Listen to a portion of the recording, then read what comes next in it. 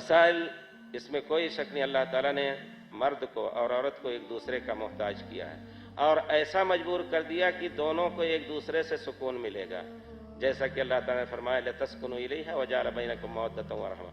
خود حضرت آدم علیہ السلام کو اللہ تعالیٰ پیدا کیا، وَخَلَقَ مِنْهَا زَوْجَهَا لِيَسْكُنَ إِلَيْهَا فَلَمَّا تَغَشَّاهَا حَمَلَتْ حَمْلًا خَفِيفًا۔ حضرت آدم علیہ السلام وحشت محسوس کر رہے تھے، دنیا کی پوری نعمتیں، جو کچھ دنیا سے بڑھ کر کے جنت کی جتنی نعمتیں ہو سکتی تھی اس سے لطف اندوز ہو رہے تھے، لیکن کمی رہ گئی تھی جو فطرت کی ایک چیز ہے اس کی تکمیل کے لیے، اس وجہ سے اس کے سکون کے لیے اللہ تعالیٰ نے حضرت حوا کو پیدا کیا۔ سبحان اللہ۔ میں ایک مرتبہ شعر پڑھ رہا تھا تو کوئی ایک، شاید چلی گئی ہو برا نہ مانے، مقدمہ نہ چلا دے ہمارے اوپر، کوئی ایک بزرگ تھی، یعنی کوئی عورت تھی، بہت ہی بڑے گھر کی یا بڑے خاندان کی اور بڑے میجارٹی والی تھی، ان کا نام تھا گوہر۔ تو کہا کہ کسی اچھے شاعر سے، شاید آپ جانتے ہوں گے شعر، انہوں نے کہا کہ میری تعریف میں کچھ شعر کہہ دیجئے۔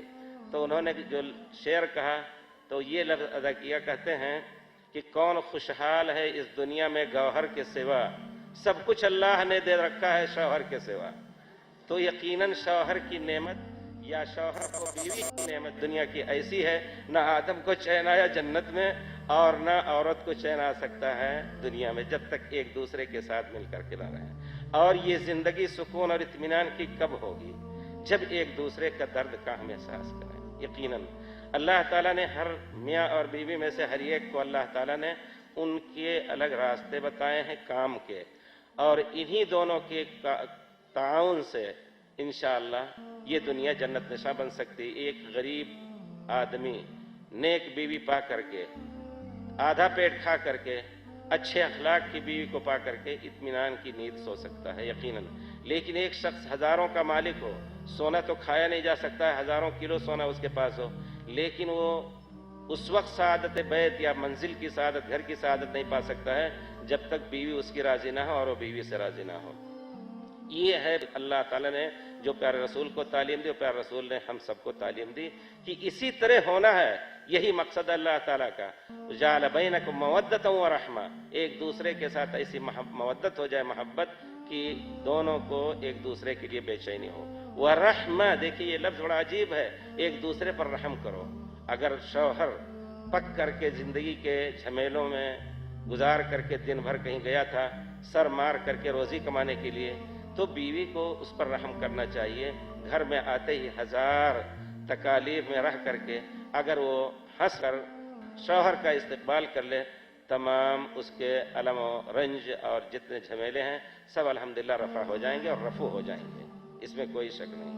آپ سوچیں کہ ہم کبھی وہ بیمار ہو جائیں تو بچوں کو بہلانے کا مکلف ہمیں ہونا پڑے، بچوں کو کھلانے پلانے کا، تو 1 گھنٹہ بھی صبر نہیں کر سکتے۔ وہ بیچاری صبح سے لے کر کے ظہر تک آ پائے یا شام تک آئے، انہیں بچوں کے جھمیلوں میں اور گھر کے کام کاج میں، گھر کی اصلاح میں، کھانا پکانے وغیرہ میں، وہ بھی تو پکی رہتی، وہ بھی تو تھکی رہتی ہے۔ شوہر کو چاہیے کہ شیر کی طرح نہ داخل ہو گھر میں، وہ بھی پیارے رسول صلی اللہ علیہ وسلم کی سیرے کی زندگی بڑی سعادت منزل سے گزرے گی کہ آ کر کے میاں بیوی کے پاس بیٹھے، بیوی کے درد و غم کو دیکھے۔ یہ ہے رحمت جو اللہ تعالیٰ نے رکھا ہے، یہی تقاضا ہے شادی کا۔ اگر یہ شادی مول بھاؤ کی ہو رہی ہے، اس معنی میں کہ ایک کام تم کرو ایک کام ہم کریں، اور تولہ اور گرام کا حساب میاں بیوی میں ہونے لگا، تو پھر یقیناً زندگی اجیرن ہو جائے گی۔ پیارے رسول صلی اللہ علیہ وسلم جب اپنے گھر میں ہوتے تھے، کانا یکون فی محنت اہلہ، یہ چیز بہت ہی دور تک سوچنے کی ہے۔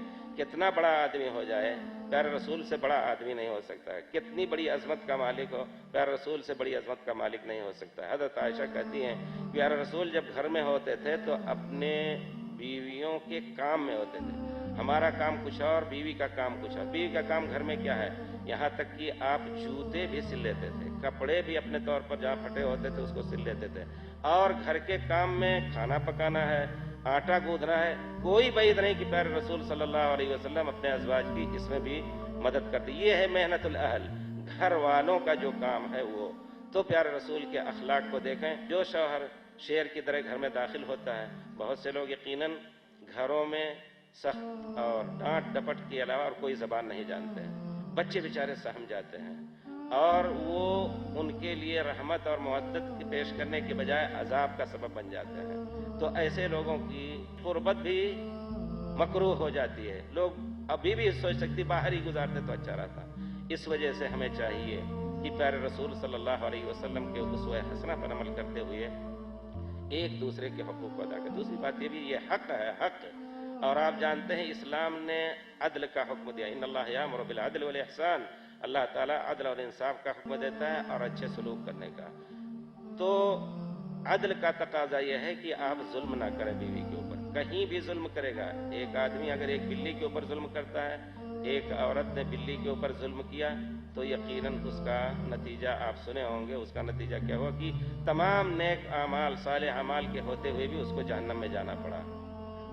اور ایک آدمی یا ایک عورت نے کتے کو پانی پلا دیا، 1000 گناہوں کا حامل اور بہت فواحش کرتا تھا یا کرتی تھی وہ عورت، اللہ تعالیٰ کو وہ عمل پسند آ گیا اور اللہ تعالیٰ نے اس کو جنت میں داخل کر دیا. اس وجہ سے ظلم سے بہت کچھ دور رہنا چاہیے. یہ ظلم ہے یقیناً. اگر ناحق میاں بیوی پر ناراضگی کر رہا ہے تو یہ بھی اس کے حق کو لے رہا ہے. حق یہ ہے کہ اس کے ساتھ تم خوشی خوشی ملو، جیسے کہ پیارے رسول صلی اللہ علیہ وسلم ملا کرتے تھے. آپ کی عام عادت ہوا کرتی تھی عام لوگوں کے لیے. حضرت جریر بن عبداللہ البجلی کہتے ہیں کہ پیارے رسول جب سے میں مسلمان ہوا، پیارے رسول نے مجھ سے پردہ نہیں کیا کہ نہیں ذرا سا رک جاؤ، ہم آتے ہیں، یا کل آنا پرسوں آنا. ہماری ضرورت کو پوری کی.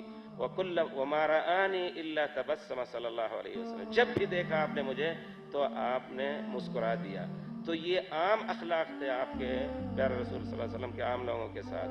تو کیا جو اقرب الاقارب ہیں، الاقربون اولی بالمعروف، بیوی ہیں، بچے ہیں، وہ اس معروف یعنی خوش خلقی سے ملنے، ہنس مکھ کر کے ملنے کا زیادہ حقدار ہیں.